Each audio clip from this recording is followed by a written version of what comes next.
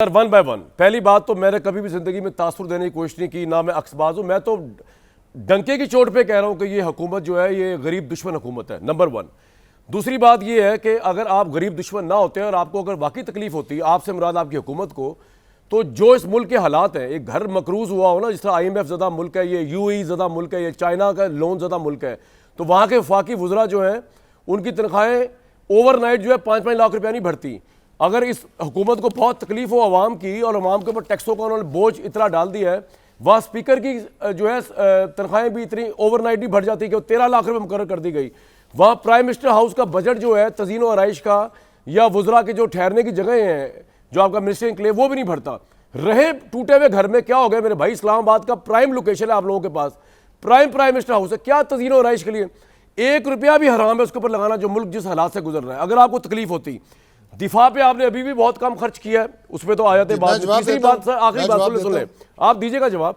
आप जो कह रहे हैं ना कि आप लेके जाएंगे स्टैंडिंग कमेटी के अंदर, तो मेरे भाई वहाँ पीपल्स पार्टी को तो आपने अपने साथ मिलाया हुआ है, बाकी तो सारे माइनॉरिटी में। और ये सारे जो आपने अवाम पे टैक्सेस लगाए हैं, और आपने एजुकेशन मिनिस्टर HEC को काटा है, IT दुनिया जा रही है टेक्नोलॉजी के ऊपर, आपने उसको काटा है, आपने हेल्थ मिनिस्ट्री को काटा है, ये आपने पीपल्स पार्टी खुश करने के लिए किया है। वो तो आपसे पहले इस बजट को मंजूर करेंगे, तो ये आप क्या बता रहे हैं कि स्टैंडिंग कमेटी में जाकर कोई बड़ी ऑपोजिशन हो जाएगी, उन्हें खुश करने के लिए, आवाम को जलील करने के लिए तो आपने बजट दिया ये वाला, तो वो तो आपके साथ खड़े होंगे मेरे भाई।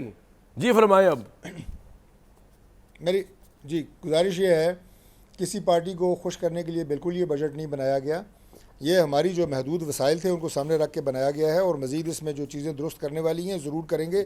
ये देखेंगे, मैं आपके जब बजट मंजूर होगा उसके बाद भी मैं आपके प्रोग्राम में आऊँगा, मैं आपको बताऊँगा कि कितनी चीज़ें प्रेजेंट हुई थी और कितनी इसमें बेहतर हुई हैं। मिनिस्टर्स एनक्लेव की जो आपने बात की है, मिनिस्टर्स एनक्लेव के लिए इसमें 1 रुपया नहीं रखा गया।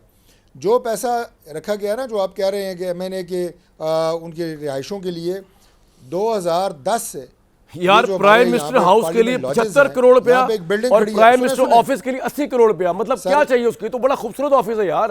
और क्या कर रहे हैं आपने, क्या लगाना है वहां पे? बिलियन रुपीस रखे गए हैं। जी मेरी वो बात तो मुकम्मल होने देना। जी बताएं। बिलियन रुपीस रखे गए हैं। 2010 में हमारे लॉजेस की एक्सटेंशन होनी थी, MNAs की तादाद ज़्यादा है, अवेलेबल लॉजेस कम है। एक ब्लॉक पाकिस्तान पीपल्स पार्टी के दौर में शुरू था 2010 में। ये तो मैं फ्लोर ऑफ द हाउस पे कह चुका हूँ कि हम लोगों की नालायकी है कि 2010 में शुरू हुए हमारे 125 अभी तक हम अपने अपार्टमेंट्स मुकम्मल नहीं कर सके। ये पैसा उनके लिए है, अपग्रेडेशन के लिए नहीं है। मिनिस्टर कॉलोनी के जो पॉइंट आ गया सर आपका, आवाम के सामने आपकी बात भी आ गई, मेरी बात भी आगे चलते हैं। अब जरा आगे चलते हैं। दूसरी बात तनख्वाहों की,